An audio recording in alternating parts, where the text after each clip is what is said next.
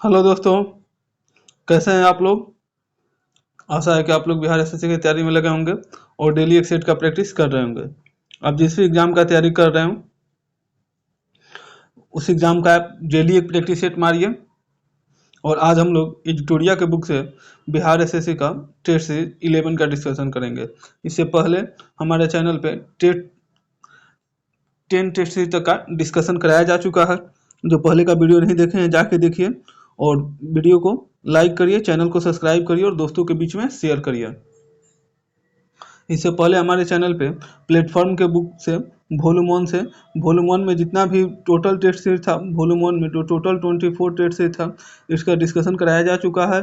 और वॉल्यूम 2 से भी हम लोग 8 टेस्ट सीरीज तक का डिस्कशन किए हैं।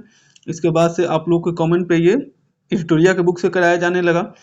तो चलिए आज हम लोग एडिटोरिया के बुक से डिस्कशन करते हैं। और जो भी आरआरबी एलपी का जो एग्जाम का तैयारी कर रहे हैं वो लोग कमेंट करिए कि कौन से बुक से आप लोग प्रैक्टिस सेट करना चाहते हैं, उसका भी जल्द ही प्रैक्टिस कराया जाएगा। और अभी देख रहे हैं कि जिस तरह से पटना में बच्चों के ऊपर बहुत ज़्यादा अत्याचार किया जा रहा है, इसको आप लोग ध्यान में रखते हुए अब सरकार जो करे लेकिन आप लोग अपना पढ़ाई जारी रखिए और लड़ाई भी जारी रखना है। ये अपने हक का मांग है, मांगने से ही लड़ने से ही कुछ मिलने वाला है, इसे बैठे रहने से कुछ मिलने वाला है नहीं। और जहाँ जहाँ भी इसके विरोध में आंदोलन किया जा रहा है वहीं पे उसको दबा दिया जा रहा है। इस बात को आप लोग ध्यान में रखते हुए आप लोग अपने बात को भी जरूर मांगिए। और जितने भी टीचर हैं, कोई भी टीचर है उसको आप लोग खुला सपोर्ट करिए। और जो बवासीर ऑफ बिहार है उसको आप लोग जो कहना है कहिए और उसको एकदम चक्कर में नहीं रहिए। आप लोग केवल टीचर के कहने में रहिए और खुला सपोर्ट कीजिए टीचर को। आपको कोई भी टीचर आपको गलत राह नहीं बताता और कोई भी टीचर किसी भी एग्जाम को किसी भी एग्जाम को या किसी भी काम को गलत तरीका से करने के लिए नहीं बोलता है। तो चलिए इसको आज हम लोग ये बिहार एसएससी का टेट सीरीज 11 का डिस्कशन करते हैं। इसका पहला नंबर क्वेश्चन है, किस वाद में उच्चतम न्यायालय में यह व्यवस्था की गई कि प्रस्तावना संविधान का एक भाग है। तो कौन से वाद में किया गया था? तो केशवानंद भारतीवाद में किया गया था। ऑप्शन नंबर सी। केशवानंद जो भारतीवाद है ये कब आया था? तो 1973 में हुआ था। और इसमें उच्चतम न्यायालय ने व्यवस्था दी कि प्रस्तावना किसका भाग है? संविधान का एक भाग है। और इसी बात के अंतर्गत सुप्रीम कोर्ट ने ये भी कहा था कि अनुच्छेद, इसको भी आप लोग एकदम ध्यान रखिएगा, ये भी क्वेश्चन पूछा जाता है कि किस बात के तहत अनुच्छेद 368 के अंतर्गत सुप्रीम कोर्ट के तहत संविधान के किसी भाग में संशोधन का अधिकार है, लेकिन यह जो संशोधन है मूल ढांचा के विरुद्ध नहीं होना चाहिए। ये भी किस में कहा गया था? केशवानंद भारतीवाद 1973 में कहा गया था। चलिए नेक्स्ट क्वेश्चन हम लोग देखते हैं। क्वेश्चन नंबर 2, निम्नलिखित में से कौन राज्यों के पुनर्गठन से संबंधित नहीं है? तो राज्यों के पुनर्गठन से कौन संबंधित नहीं है? तो राजमनार समिति, ऑप्शन नंबर सी। अच्छा, जो धर आयोग है, जेबीपी समिति और फजल आयोग है, ये जो राज्यों के पुनर्गठन से संबंधित है। और जो ये राजमनार समिति है ये किससे संबंधित है? तो ये केंद्र और राज्य के संबंध से संबंधित है। केंद्र और राज्य के बीच में जो संबंध है उसके लिए समिति बनाया गया था। नेक्स्ट क्वेश्चन हम लोग देखते हैं। क्वेश्चन नंबर 3, भारतीय संविधान में किस आधार पर अल्पसंख्यकों का निर्धारण किया जाता है? तो किसके आधार पर किया जाता है? तो भाषाई एवं धार्मिक आधार पर, ऑप्शन नंबर सी। अच्छा, भारतीय संविधान के अनुच्छेद 29 के तहत भाषाई एवं धार्मिक आधार पर अल्पसंख्यकों का निर्धारण होता है। और अनुच्छेद 25 में किसी भी धर्म को मानने, आचार एवं प्रचार की स्वतंत्रता की चर्चा की गई है। और ये भाषाई एवं धार्मिक आधार पे जो है किसमें दिया गया है? तो अनुच्छेद 29 में दिया गया है। नेक्स्ट क्वेश्चन हम लोग देखते हैं। क्वेश्चन नंबर 4, किस संविधान संशोधन के द्वारा पंचायतों के अधिकार को मूल अधिकार से, किस संविधान संशोधन के द्वारा संपत्ति के अधिकार को मूल अधिकार से हटाकर विधिक अधिकार बनाया गया? तो किसके तहत बनाया गया था? तो 44वां संविधान संशोधन के द्वारा बनाया गया था। Option number B. अच्छा, 44वां संविधान संशोधन कब हुआ था? तो 1978 में हुआ था। और इसके द्वारा जो है संपत्ति के अधिकार को मूल अधिकार से हटाकर इसे विधिक अधिकार में 300 क में रखा गया। अच्छा, मूल संविधान में कितने प्रकार के हमारे जो मौलिक अधिकार थे? तो मूल संविधान में 7 प्रकार के थे, और अब कितना है? तो 6 प्रकार का है। चलिए नेक्स्ट क्वेश्चन हम लोग देखते हैं, क्वेश्चन नंबर 5। किसी राज्य में अधिकतम कितने समय अवधि तक राष्ट्रपति शासन लागू रह सकता है? तो कितने समय तक लागू रह सकता है? तो 3 वर्ष तक, ऑप्शन नंबर सी। हम लोग जानते हैं कि जो एक बार में संसद के अनुमोदन के उपरांत 6 माह तक के लिए क्या रहता है? तो 6 माह तक के लिए एक बार अगर संसद का अनुमोदन हो जाए तो 6 माह तक के लिए राष्ट्रपति शासन लगाया जा सकता है। और इसे आगे बढ़ाने के लिए पुनः जो है संसदीय अनुमोदन की आवश्यकता होती है। अगर इस तरह से इसको कर करके अधिकतम 3 वर्षों तक बढ़ाया जा सकता है। मीन्स फिर एक बार संसद का अनुमोदन हो, फिर एक बार हो, तो ऐसे करके मैक्सिमम कितने वर्ष तक राष्ट्रपति शासन लगाया जा सकता है? तो 3 वर्ष तक लगाया जाता है। चलिए नेक्स्ट क्वेश्चन हम लोग देखते हैं, क्वेश्चन नंबर 6। राष्ट्रपति किसी मामले में सर्वोच्च न्यायालय से सलाह ले सकता है, इसका उल्लेख किस अनुच्छेद में है? तो इसका जो उल्लेख है अनुच्छेद 143 में है, ऑप्शन नंबर डी। अच्छा, अनुच्छेद इसमें क्या करता है? राष्ट्रपति जो है सर्वोच्च न्यायालय को सलाहकार अधिकार दिया गया है, सलाहकारी अधिकार दिया गया। इसके तहत राष्ट्रपति किसी मामले को उच्चतम न्यायालय से सलाह ले सकता है, लेकिन यह जो सलाह जो है राष्ट्रपति के लिए बाध्यकारी नहीं है। नेक्स्ट क्वेश्चन हम लोग देखते हैं, क्वेश्चन नंबर 7। किसी राज्य में पंचायतों के निर्वाचन की तिथि की घोषणा कौन करता है? तो किसी राज्य में जो है पंचायतों के निर्वाचन की तिथि की घोषणा है राज्य निर्वाचन आयोग करता है, ऑप्शन नंबर बी। अच्छा, ये किसके तहत दिया गया है? तो ये पंचायतों के निर्वाचन की तिथि की घोषणा है ये अनुच्छेद 243 के अनुसार राज्य के पंचायतों के लिए कराए जाने वाले सभी निर्वाचनों के लिए निर्वाचन नियमावली तैयार करना और उनकी सभी निर्वाचनों का संचालन करना, ये किसके अंतर्गत है? ये राज्य निर्वाचन आयोग के अंतर्गत है। नेक्स्ट क्वेश्चन हम लोग देखते हैं, क्वेश्चन नंबर 8 नंबर क्वेश्चन है, निम्नलिखित में से कौन संघ सूची का विषय नहीं है? तो संघ सूची का विषय कौन सा नहीं है? तो पुलिस जो है ये संघ सूची का विषय नहीं है, ऑप्शन नंबर सी। ये जो बाकी जो है भारत की रक्षा, रेल एवं राष्ट्रीय राजमार्ग और जनगणना, ये किसका विषय है? तो ये समवर्ती सूची का विषय है। जब ये भारतीय संविधान में केंद्र और राज्यों के मध्य जो है शक्तियों का बंटवारा किया गया है, और इस संविधान के कौन से अनुसूची के तहत किया गया है? तो संविधान के 7वीं अनुसूची के तहत किया गया है। कौन से अनुसूची के तहत किया गया है? तो 7वीं अनुसूची के तहत किया गया है। इसमें कितने प्रकार की सूचियां दी गई है? तो 3 प्रकार की सूची दी गई है। संघ सूची में कुल कितने विषयों को रखा गया है? तो संघ सूची में लगभग 100 विषय हैं। अच्छा, राज्य सूची में कितने विषय हैं? तो राज्य सूची में जो है ये 61 विषय हैं। और समवर्ती सूची में कितने विषय हैं? तो समवर्ती सूची में कुल कितने विषय हैं? तो समवर्ती सूची में 52 विषय हैं। चलिए नेक्स्ट क्वेश्चन हम लोग देखते हैं, क्वेश्चन नंबर 9। प्लासी के युद्ध के बाद बंगाल में किसे नवाब के दरबार में अंग्रेज रेजिडेंट नियुक्त किया गया? तो प्लासी के युद्ध के बाद बंगाल में किसे नवाब के दरबार में अंग्रेज रेजिडेंट नियुक्त किया गया था? किसके दरबार में किया गया था? तो ल्यूक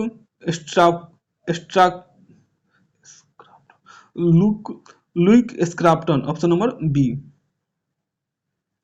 प्लासी के युद्ध का जो हुआ था अंग्रेज और बंगाल के जो नवाब से सिराजुद्दौला के बीच लड़ा गया था, जिसमें अंग्रेजों की क्या हुई थी? तो विजय हुई थी, और अंग्रेज ने मीर जाफर को बंगाल का नवाब बनाया, तथा जो ये जो ल्यूक स्क्रैप्टन को नवाब के दरबार में अंग्रेजी रेजिडेंट नियुक्त किया गया था। नेक्स्ट क्वेश्चन हम लोग देखते हैं, क्वेश्चन नंबर 10। अंग्रेजों द्वारा पेशवा प्रथा किस पेशवा के काल में समाप्त कर दिया गया था? तो किसके काल में समाप्त कर दिया गया था? तो बालाजी बाजीराव द्वितीय के काल में समाप्त कर दिया गया था, ऑप्शन नंबर ए। जो तृतीय आलम मराठा युद्ध हुआ था, तो तृतीय आलम मराठा युद्ध कब हुआ था? तो तृतीय आलम जो मराठा युद्ध हुआ था 1817 से लेकर 1818 के बीच हुआ था। और इसके बाद क्या हुआ, पेशवा का जो प्रथा था वो समाप्त कर दिया गया था। और उस समय पेशवा का जो पद था वो बाजी द्वितीय आसीन था। और बालाजी राव जो था द्वितीय को 8 लाख वार्षिक पेंशन देकर कानपुर के निकट बिठू में रहने के लिए दिया गया था। नेक्स्ट क्वेश्चन हम लोग देखते हैं, क्वेश्चन नंबर 11। किस अधिनियम द्वारा गवर्नर जनरल को मुख्य सेनापति तथा गवर्नर जनरल दोनों की शक्तियां प्रदान की गई थी? तो किसके द्वारा की गई थी? तो 1786 के अधिनियम के द्वारा, ऑप्शन नंबर डी। इसके द्वारा 1786 के अधिनियम के द्वारा गवर्नर जनरल को मुख्य सेनापति तथा गवर्नर जनरल दोनों की शक्तियां प्रदान की गई थी। और 1786 के अधिनियम के द्वारा ही गवर्नर जनरल को विशेष परिस्थितियों में अपने परिषद के निर्णय को रद्द करने तथा अपने निर्णय को लागू करने का भी अधिकार दिया गया था। नेक्स्ट क्वेश्चन हम लोग देखते हैं, क्वेश्चन नंबर 12। सूची 1 को सूची 2 से मिलान कीजिए। यह संस्था है और उसके संस्थापक है। तो डिप्रेस क्लास मिशन सोसाइटी की स्थापना किसने की थी? तो डिप्रेस क्लास मिशन की जो स्थापना है ये बी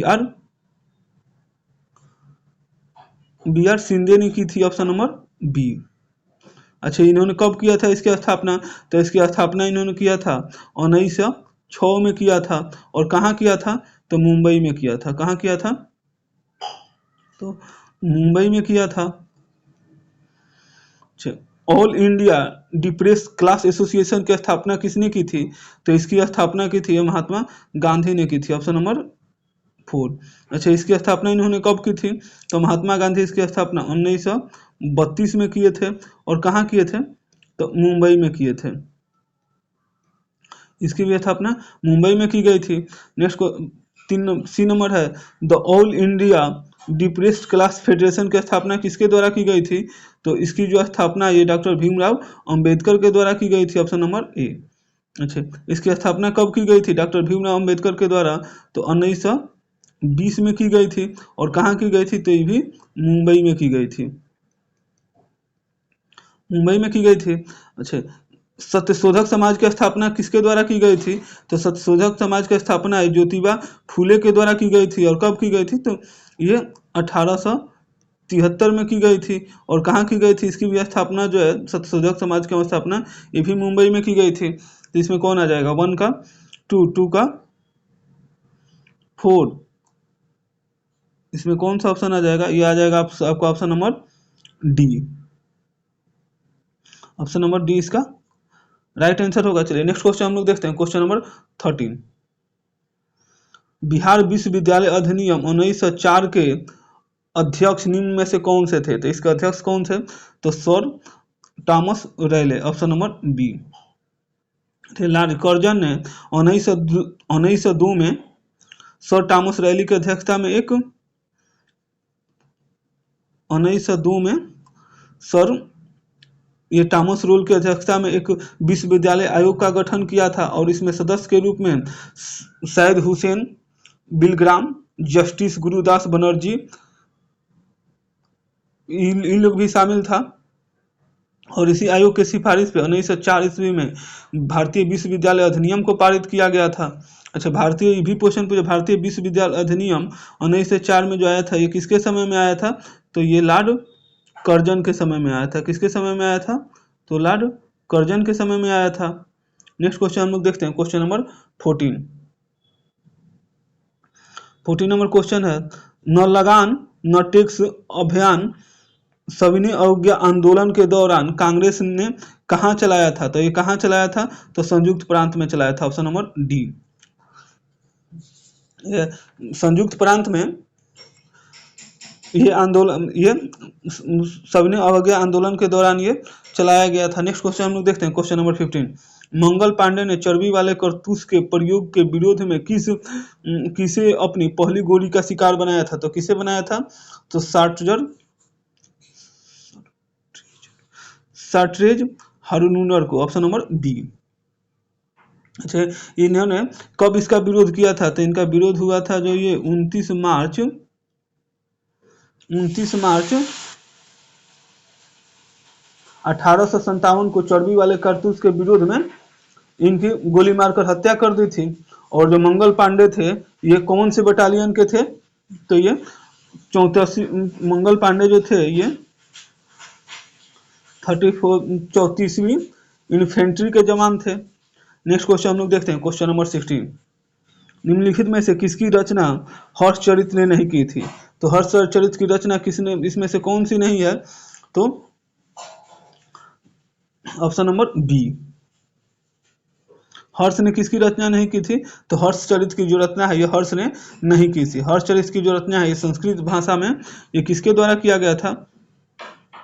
तो हर्षचरित की जो रचना है ये बर्णभट्ट के द्वारा किया गया था। कब किया गया था? बर्णभट्ट के द्वारा किया गया था। और कौन से भाषा में किया गया है ये? तो संस्कृत भाषा में किया गया था। और इस ग्रंथ में हर्षवर्धन के जीवन का वृत्तांत का वर्णन है। नेक्स्ट क्वेश्चन हम लोग देखते हैं, क्वेश्चन नंबर 17। भारत पर आक्रमण करने वाला प्रथम तुर्की मुसलमान कौन था? तो भारत में आक्रमण करने वाला पहला जो तुर्की मुसलमान था ये सुबुतगीन था। Option number B. अच्छा, सुबुतगीन था ना। मोहम्मद गजनवी जो था ये किसका पुत्र था? तो मोहम्मद गजनवी जो था ये सुबुतगीन का क्या था? पुत्र था। मोहम्मद गजनी जो था ये किसका पुत्र था? तो सुबुतगीन का पुत्र था। अच्छा, मोहम्मद जो गजनी है ये भारत में 17 बार आक्रमण किया था। और मोहम्मद के समय भारत पर आक्रमण करने का वास्तविक उद्देश्य क्या था? तो धन का प्राप्ति था। अच्छा, भारत पर आक्रमण करने वाला जो पहला जो मुस्लिम था कौन था? तो मोहम्मद बिन कासिम था जो अरबी था। और पहला अगर तुर्की मुसलमान कौन था? तो सुबुतगीन था। अरब आक्रमण के समय सिंध पर दाहिर का शासन था। और भारत पर अरब वासियों के आक्रमण का मुख्य उद्देश्य क्या था? तो धन लूटना और इस्लाम धर्म का प्रचार प्रसार करना था। नेक्स्ट क्वेश्चन हम लोग देखते हैं, क्वेश्चन नंबर 18। चचनामा अली अहमद द्वारा अरबी भाषा में लिखी एक प्रमुख ग्रंथ है जिसमें मुख्य रूप से वर्णन किया गया है। मुख्य रूप से किसका वर्णन किया गया है? तो अरबों द्वारा सिंध विजय का वर्णन किया गया है। Option number D. चचनामा जो है ये अली अहमद द्वारा अरबी भाषा में लिखित ग्रंथ है और इसमें अरबों द्वारा सिंध भाषा के वर्णन का विजय का वर्णन किया गया है। नेक्स्ट क्वेश्चन हम लोग देखते हैं, क्वेश्चन नंबर 19। मजरूल हक ने दी मदरलैंड नामक अखबार का प्रकाशन किया। तो इसका प्रकाशन कब किया था? तो असहयोग आंदोलन के दौरान किया था। Option number A. अच्छा, 30 सितंबर 1921 में असहयोग आंदोलन के दौरान मजरूल हक ने सदाकत आश्रम में द मदरलैंड नामक अखबार का निकालना प्रारंभ किया था। नेक्स्ट क्वेश्चन हम लोग देखते हैं, क्वेश्चन नंबर 20। सतवाहन वंश के किस शासक के सिक्कों पर जहाज का चित्र बना हुआ था? तो किस पे बना हुआ था? तो यज्ञश्री सातकर्णी का। Option number A.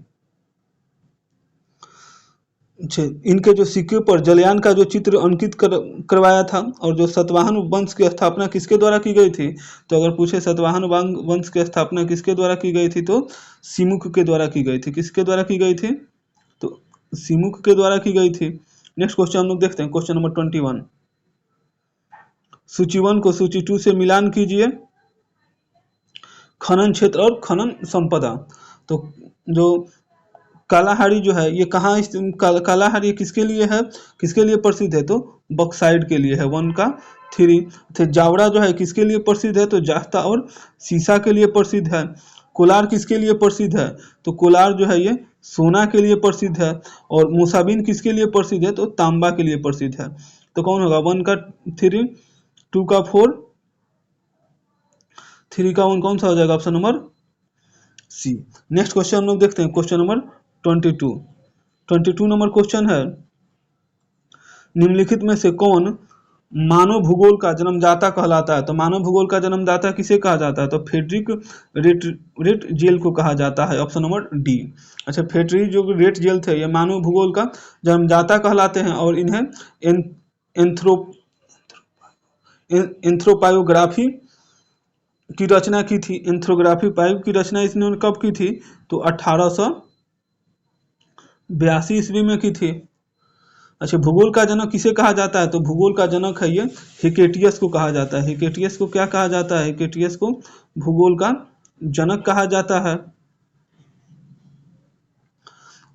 वर्तमान भूगोल का जनक किसे कहा जाता है? तो अलेक्जेंडर वान हमबोल्ट को कहा जाता है। नेक्स्ट क्वेश्चन हम लोग देखते हैं, क्वेश्चन नंबर 23। अधोलिखित सागर में से किसमें तट रेखा नहीं है? तो किसमें तट रेखा नहीं है? तो सरगेसो सागर में जो तट रेखा नहीं है। अच्छा, सरगेसो जो सागर है उत्तरी अटलांटिक महासागर में स्थित एक जलीय क्षेत्र है, और यह जो है सागर ये पश्चिम में गल्फ स्ट्रीम और उत्तर में अटलांटिक महासागर और पूरब में कनार धारा तथा दक्षिण में उत्तरी अटलांटिक विषुवतीय धारा से घिरा हुआ है।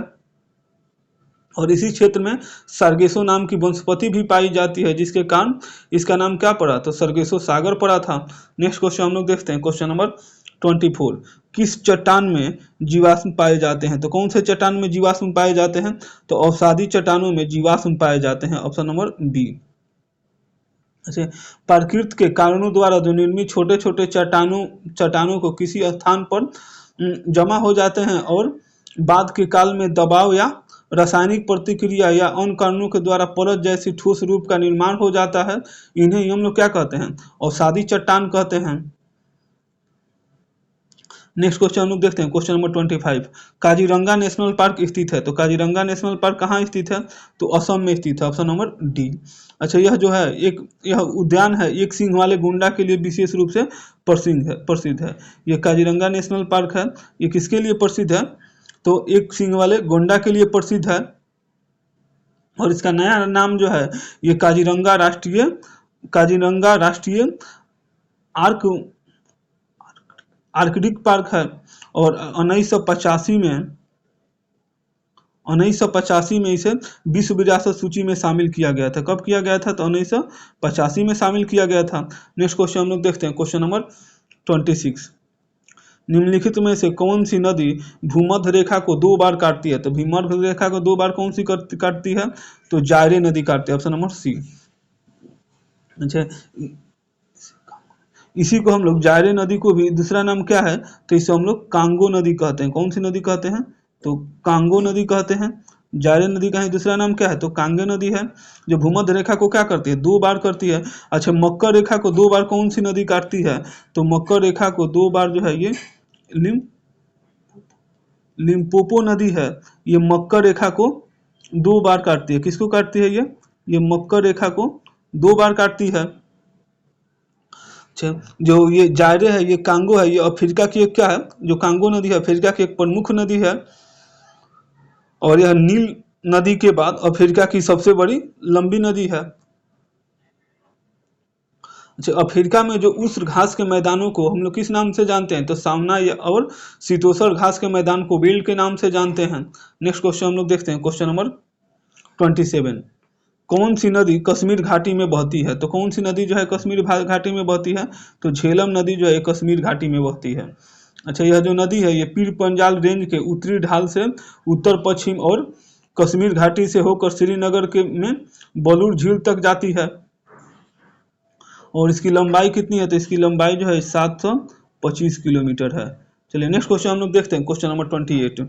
निम्नलिखित में से कौन सी नहर प्रशांत और अटलांटिक महासागर को जोड़ती है? तो कौन सी नहर जो है प्रशांत और अटलांटिक महासागर को जोड़ती है? तो पनाम नहर जोड़ती है, ऑप्शन नंबर सी। अच्छा, पनाम नहर है प्रशांत और अटलांटिक महासागर को जोड़ती है। और प्रशांत जो पनाम नहर का निर्माण है ये क्या एक मानव निर्मित जल मार्ग है।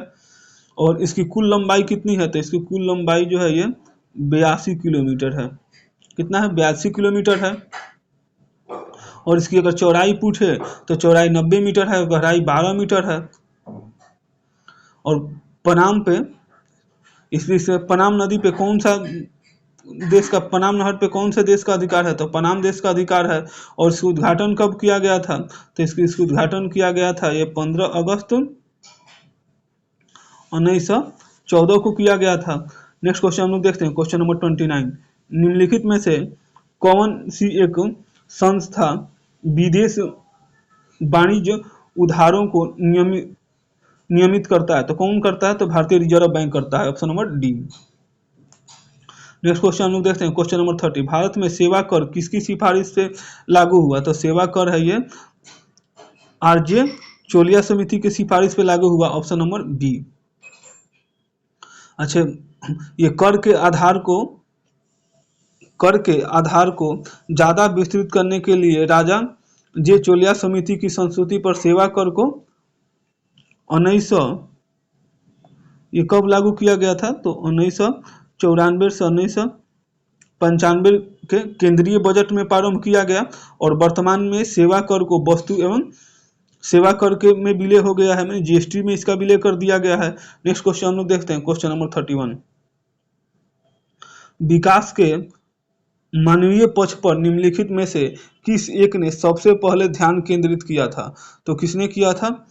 तो संयुक्त राष्ट्र विकास कार्यक्रम में किया गया था, option number A.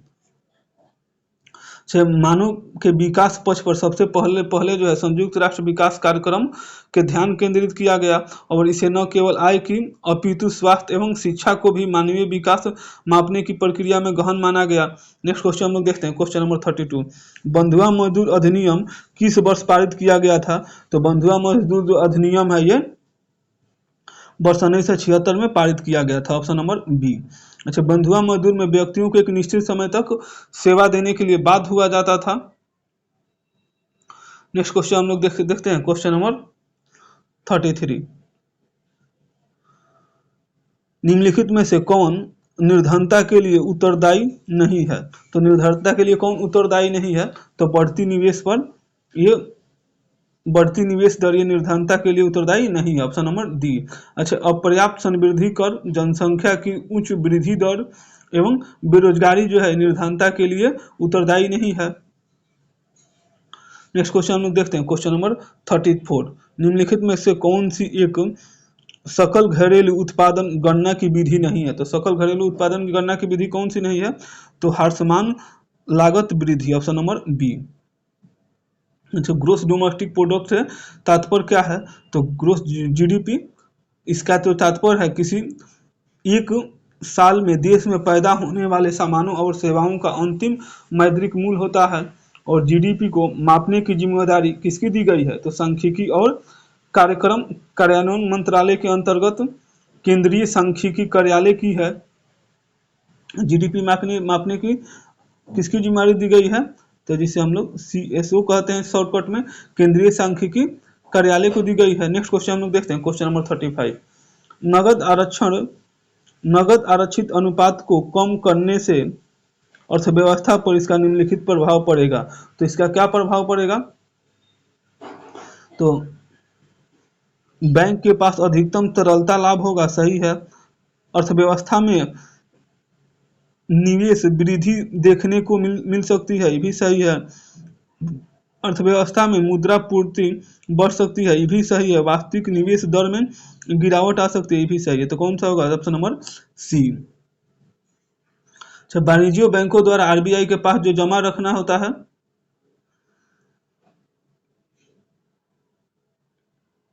Next question हम लोग देखते हैं question number 36। The Bihar Herald समाचार को किस वर्ष प्रकाशित किया गया? तो जो बिहार हेराल्ड समाचार है 1875 में प्रकाशित किया गया, ऑप्शन नंबर सी। और ये क्या है? ये बिहार का द बिहार हेराल्ड है, ये बिहार का प्रथम अंग्रेजी समाचार पत्र है। और ये किसके द्वारा प्रकाशित किया गया था? तो ये प्रकाशित किया गया था ये किसके द्वारा प्रकाशित किया गया था? तो गुरु प्रसाद सेन के द्वारा गुरु प्रसाद सेन के द्वारा प्रकाशित किया गया था और इसे 1875 से प्रकाशित किया जाता है। नेक्स्ट क्वेश्चन हम लोग देखते हैं क्वेश्चन नंबर 37। भारतीय वन स्थिति रिपोर्ट 2021 के अनुसार बिहार में वन कितने प्रतिशत है? तो बिहार में जो वन है ये 7.84%, option number B. Next question हम लोग देखते हैं क्वेश्चन नंबर 38। शराब पर स्वास्थ्य चेतावनी लागू करने वाला पहला देश कौन सा है? तो कौन सा है? तो आयरलैंड है, ऑप्शन नंबर डी। हाल ही के दिनों में चर्चा में रहे hallmark unique identification UHUID number में कुल कितने अंक होते हैं, तो इसमें कुल 6 अंक होते हैं। और इसमें जो 6 अंकों का क्या होता है, तो यूनिक अल्फा न्यूमेरिकल कोड होता है, जिसमें नंबर और अक्षर दोनों रहते हैं। और यह जो है ग्राहकों के को तीसरे पक्ष को आश्वासन के माध्यम से सोने की शुद्धता और फिटनेस सुनिश्चित करता है। नेक्स्ट क्वेश्चन हम लोग देखते हैं, क्वेश्चन नंबर 14। प्रतिवर्ष विश्व सतत परिवहन दिवस कब मनाया जाता है, तो प्रतिवर्ष है विश्व सतत परिवहन दिवस है, ये 26 नवंबर को मनाया जाता है। सतत परिवहन को लेकर लोगों को जागरूक करने के उद्देश्य से संयुक्त राष्ट्र महासभा को 26 नवंबर को विश्व सतत परिवहन दिवस के रूप में मनाने की घोषणा की थी। नेक्स्ट क्वेश्चन हम लोग देखते हैं, क्वेश्चन नंबर 41। अंतर्राष्ट्रीय बौद्धिक संपदा सूचकांक 2023 में भारत का स्थान कौन सा है, तो भारत का जो है इसमें स्थान 42वां है, ऑप्शन नंबर बी। अच्छा, अंतर्राष्ट्रीय जो है ये बौद्धिक संपदा सूचकांक 2023 में इसमें भारत का स्थान जो है 42वां है। अच्छा, प्रथम स्थान पे कौन है, तो प्रथम स्थान पे अमेरिका है। तो नेक्स्ट क्वेश्चन है, और किसके द्वारा जारी किया जाता है, जो चेंबर ऑफ कॉमर्स के द्वारा जारी किया जाता है। नेक्स्ट क्वेश्चन हम लोग देखते हैं, क्वेश्चन नंबर 42। 42 नंबर क्वेश्चन है, shipping A future of right विषय के साथ कौन सा देश 2023 में shipping A future of right विषय के साथ कौन सा दिवस 2023 में मनाया गया, तो कौन सा दिवस मनाया गया था, तो इसमें विश्व प्रेस स्वतंत्रता दिवस मनाया गया था, ऑप्शन नंबर ए। विश्व रेड क्रॉस दिवस जो है ये किस तिथि को मनाया जाता है, तो 8 मई को मनाया जाता है। विश्व कैंसर दिवस कितने तिथि को मनाया जाता है, तो 4 फरवरी को मनाया जाता है। अंतर्राष्ट्रीय चाय दिवस कितने तिथि को मनाया जाता है, तो 21 मई को मनाया जाता है। और विश्व रक्तदान दिवस 14 जून को मनाया जाता है। और जो ये प्रेस स्वतंत्रता दिवस है कितने तारीख को मनाया जाता है, तो प्रेस स्वतंत्रता दिवस है ये 3 मई को मनाया जाता है। नेक्स्ट क्वेश्चन हम लोग देखते हैं, क्वेश्चन नंबर 43। ऑपरेशन मेघचक्र निम्नलिखित में से किसके द्वारा चलाया गया है, तो किसके द्वारा चलाया गया है, तो सीबीआई के द्वारा चलाया गया, ऑप्शन नंबर ए। बाल यौन शोषण से जुड़ी हुई सामग्रियों को ऑनलाइन प्रकाशित करने वाले के खिलाफ कार्रवाई करने के उद्देश्य से सीबीआई द्वारा ऑपरेशन मेघचक्र चलाया गया है। नेक्स्ट क्वेश्चन हम लोग देखते हैं, क्वेश्चन नंबर 44। बजट 2023 से 24 के तहत शिक्षा पर कितना व्यय करने की योजना बनाई गई है, तो शिक्षा पर कितना व्यय करने की योजना बनाई है, तो 1,12,899 crore, option number B. Next question लोग देखते हैं, क्वेश्चन नंबर 45। टाइम्स पत्रिका सूची 2023 के तहत किस अभिनेता को शामिल किया गया है, तो किस अभिनेता को शामिल किया गया, तो शाहरुख खान को किया गया, ऑप्शन नंबर बी। अच्छा, जो टाइम्स पत्रिका में शामिल जो है सबसे प्रभावशाली भारतीय व्यक्तियों की सूची में भारत के 2 व्यक्तियों को शामिल किया गया है। इसमें कौन कौन से हैं, तो शाहरुख खान है और एस राजमौली को शामिल किया गया है। नेक्स्ट क्वेश्चन हम लोग देखते हैं, क्वेश्चन नंबर 46। हाल ही में तारिक फतह का निधन हो गया, उनका संबंध किस क्षेत्र से है, तो उनका संबंध जो है ये लेखक से, ऑप्शन नंबर ए। अच्छा, पाकिस्तानी मूल के जाने माने जो थे ये कनाडाई लेखक तारिक फतह का हाल ही में निधन हो गया। अक्सर ये आतंकवाद को लेकर पाकिस्तान पर हमलावर रहते थे। नेक्स्ट क्वेश्चन हम लोग देखते हैं, क्वेश्चन नंबर 47। केंद्र सरकार द्वारा कूनो राष्ट्रीय उद्यान में कितने दक्षिण अफ्रीकी चीतों को लाए जाने की घोषणा की गई है, तो कितने को की गई है, तो 12 को की गई है, ऑप्शन नंबर सी। अच्छा, जो प्रोजेक्ट चीता योजना के तहत तो सितंबर में दक्षिण अफ्रीका से 8 चीते को लाया गया था और पुनः जो है ये कूनो राष्ट्रीय उद्यान में दक्षिण अफ्रीका से 12 और चीतों को लाए जाने की घोषणा की गई है। नेक्स्ट क्वेश्चन हम लोग देखते हैं, क्वेश्चन नंबर 48।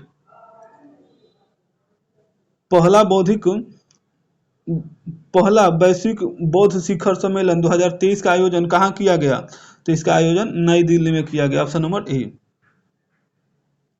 संस्कृति मंत्रालय द्वारा जो है पहला वैश्विक बौद्धिक शिखर सम्मेलन का आयोजन नई दिल्ली में किया गया और इस सम्मेलन का उद्घाटन प्रधानमंत्री नरेंद्र मोदी के द्वारा किया गया। और इसमें जो है ये बौद्ध संगठनों के 150 प्रतिनिधियों ने भाग लिया था। नेक्स्ट क्वेश्चन हम लोग देखते हैं, क्वेश्चन नंबर 49। प्रसिद्ध पुस्तक कथकली डांस थिएटर पुस्तक के लेखक कौन है? तो इसके लेखक कौन है? तो के गोपाल कृष्णन है, option number B. My life a comrade पुस्तक के लेखक कौन है? तो के सैलाज हैं। विक्टोरी सिटी पुस्तक के लेखक कौन है? तो सलमान रुशिदी हैं।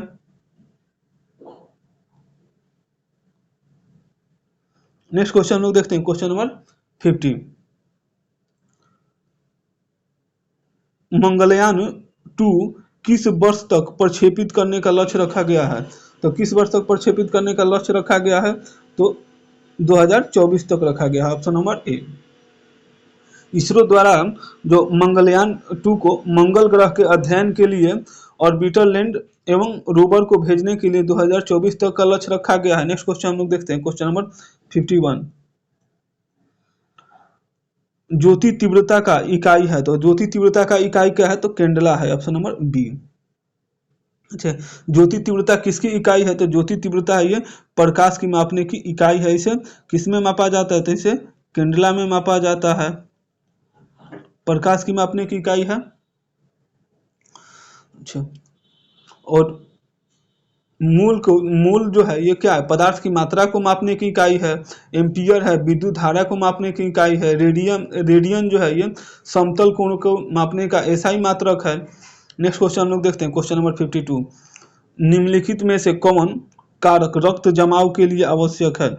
तो कौन सा कारक है ये रक्त जमाव के लिए आवश्यक है? तो विटामिन के जो है ये कैल्शियम तथा फाइब्रोजोन प्रोटीन के लिए है, ऑप्शन नंबर ए।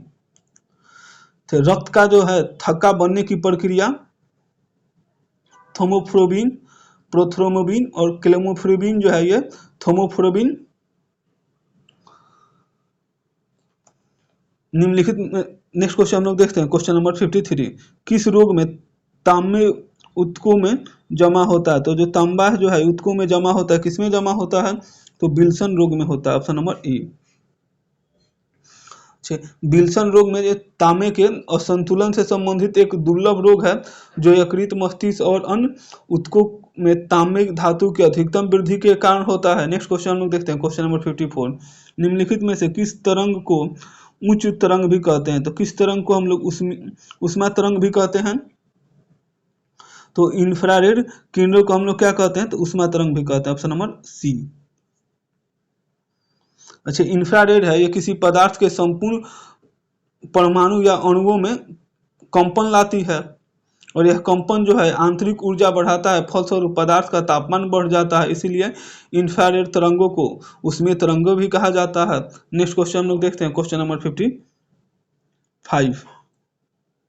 नींबू में लिटिल लीफ रोग किसके कारण से होता है? तो जो नींबू में है लिटिल लीफ रोग है ये तांबे के कारण होता है, ऑप्शन नंबर ए। अच्छा, नींबू में है लिटिल लीफ रोग या डाई बैंक रोग, ये इसको भी हम लोग तांबे के कारण होता है। अच्छा, मक्का में जो है व्हाइट बर्ड रोग जो होता है किसके कारण होता है? तो जिंक के कारण होता है। गाजर में कोटर स्पॉट रोग जो होता है किसके कारण होता है? तो कैल्शियम के कारण होता है। लीची में जो पत्ती जलना किसके कारण से होता है? तो पोटेशियम के कारण होता है। चुकंदर में हॉट रॉट जो होता है किसके कारण होता है? तो बोरॉन के कारण होता है। धान में जो खैरा रोग होता है ये जिंक के कारण होता है। चलिए नेक्स्ट क्वेश्चन हम लोग देखते हैं, क्वेश्चन नंबर 56। सूर्य के चारों ओर पृथ्वी की गति होती है, तो सूर्य के जो चारों ओर पृथ्वी की गति कैसी होती है? तो आवधिक होती है या पीरियोडिक गति होती है, ऑप्शन नंबर ए। अच्छा, आवधिक गति के समय में समान अंतराल में दोहराई जाती है और रेखीय गति क्या होती है? तो सीधी रेखा में गति है और दोलन गति को किसी वस्तु के माध्य स्थिति से आगे और पीछे की गति के रूप में परिभाषित किया जाता है। नेक्स्ट क्वेश्चन हम लोग देखते हैं, क्वेश्चन नंबर 57। वह घटना जिसके द्वारा किसी सतह पर पड़ने वाले आपतित प्रकाश को वापस उसी माध्यम में भेजा जाता है कहलाता है, क्या कहलाता है? तो परावर्तन कहलाता है, ऑप्शन नंबर ए। अच्छा, प्रकाश के जो प्रकाश के जो चिकने पॉलिश पृष्ठों से टकराकर वापस लौटने की घटना को हम लोग क्या कहते हैं, तो प्रकाश का प्रवर्तन कहा जाता है। और इसी प्रकार में और इसी प्रक्रिया में आपतन कोण परावर्तन के कोण के क्या होता है, बराबर होता है। और तथा जो आपतित किरण होती है यह आपतन बिंदु पर लंबवत एवं परावर्तित किरण एक ही तल में होते हैं। नेक्स्ट क्वेश्चन हम लोग देखते हैं, क्वेश्चन नंबर 58। आहार नाल से अंगों द्वारा स्रावित कौन सा रस वसा के पाचन में महत्वपूर्ण भूमिका निभाता है, तो कौन सा निभाता है, तो पीत रस, अग्नाशय रस, ऑप्शन नंबर बी। अच्छा, पीत रस जो है यकृत द्वारा स्रावित भोजन को क्षारीय बनाने तथा वसा के अणुओं को तोड़ने में मदद करता है। और अग्नाशय रस जो है अग्नाशय द्वारा स्रावित होता है, जिसे हम लोग एमाइलेज, ट्रिप्सिन, लाइपेज कहते हैं। नेक्स्ट क्वेश्चन हम लोग देखते हैं, क्वेश्चन नंबर 59। पृथ्वी के किस बिंदु पर गुरुत्वाकर्षण नहीं है, तो पृथ्वी के किस बिंदु पर गुरुत्वाकर्षण नहीं है, तो पृथ्वी के केंद्र पर गुरुत्वाकर्षण नहीं है, ऑप्शन नंबर ए। अच्छा, पृथ्वी के केंद्र पर होने का अर्थ क्या है, एक गोलाकार खोले के अंदर जो है अंदर होने का समान है, जो चारों ओर के द्रव्यमान को पृथ्वी की सतह पर एक ही संघीर्ण माना जाता है। और वहां पे गुरुत्वाकर्षण बल क्या होता है, तो 0 होता है। नेक्स्ट क्वेश्चन हम लोग देखते हैं, क्वेश्चन नंबर 60 नंबर क्वेश्चन है, सिनोप्सिस और सूत्री विभाजन किस अवस्था में होता है, तो सिनोप्सिस जो है और सूत्री विभाजन ये जाइगोटीन अवस्था में होता है, ऑप्शन नंबर सी।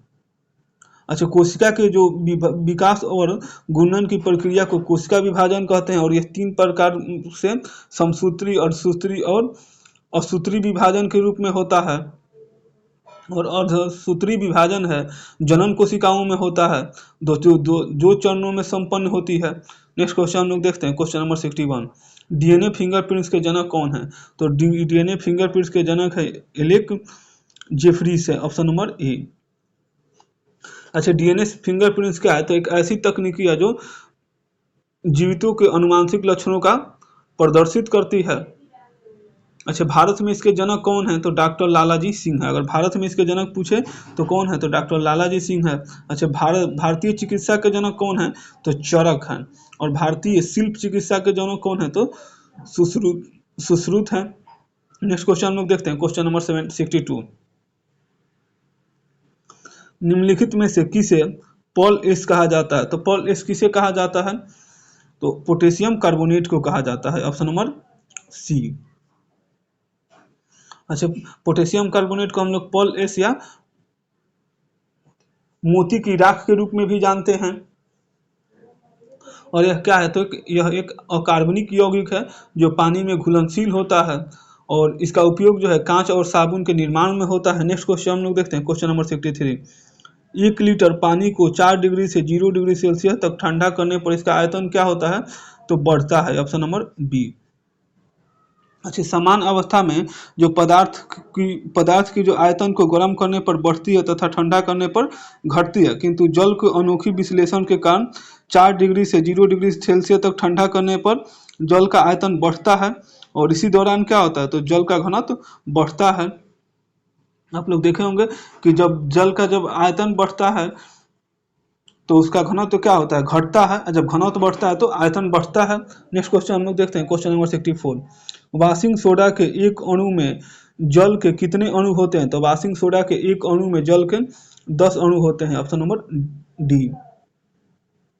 अच्छा, वाशिंग सोडा का इसका रासायनिक सूत्र क्या है, आप लोगों को पहले बताए थे, ये कई बार ये वीडियो में बताए हैं। आप लोग इसको बार बार जब कमेंट करिएगा तो आप लोग को खुद ही याद हो जाएगा। NaCO3 × 10H2O है।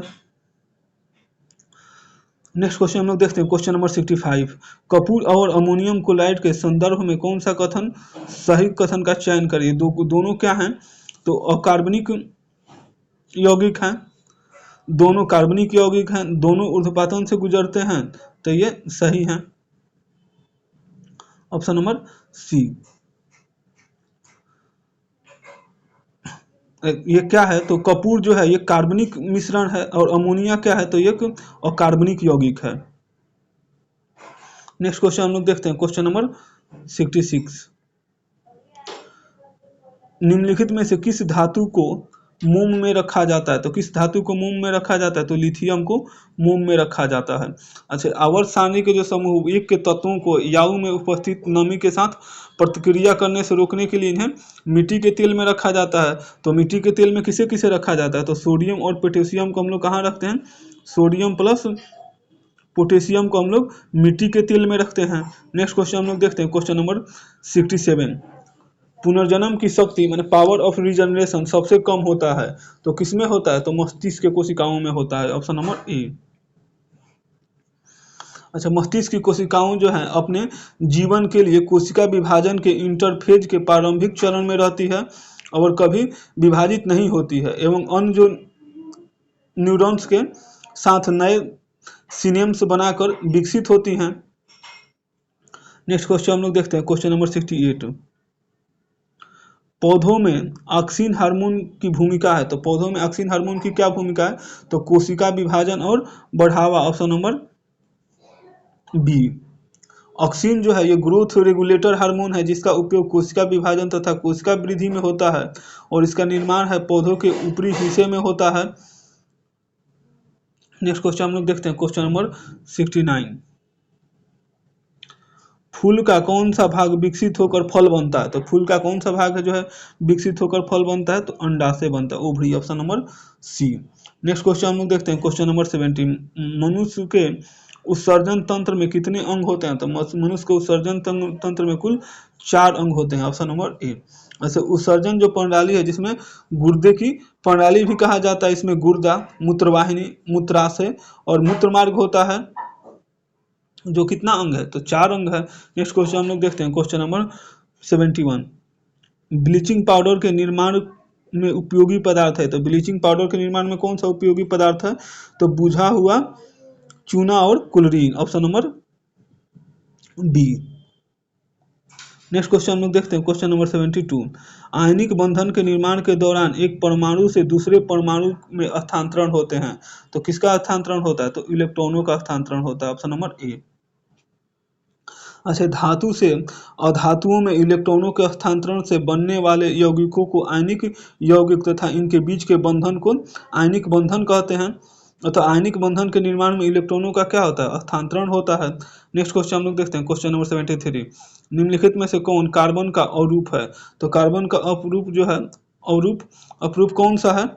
तो नहीं है।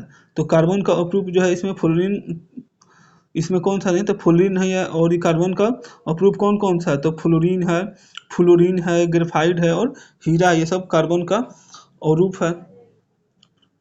नेक्स्ट क्वेश्चन हम लोग देखते हैं, क्वेश्चन नंबर 74। समानांतर प्रतिरोध वाले सर्किट का प्रभावी प्रतिरोध क्या होता है? तो व्यक्तिगत प्रतिरोध से कम होता है। कि समानांतर श्रेणी में हम लोग जो प्रतिरोध निकालते हैं वो कैसे निकालते हैं? तो 1/R equivalent is equal to 1/R1 plus 1/R2 plus 1 ये डैश डैश तक जाता है, तो इसमें क्या रहता है? तो जो व्यक्तिगत प्रतिरोध से क्या होता है? आर इक्विवेलेंट कम होता है। नेक्स्ट क्वेश्चन हम लोग देखते हैं, क्वेश्चन नंबर 75 और ये आज का लास्ट क्वेश्चन है। कार्य को किस सूत्र द्वारा व्यक्त किया जाता है? तो कार्य को बल एवं विस्थापन के सूत्र के द्वारा व्यक्त किया जाता है, ऑप्शन नंबर ए।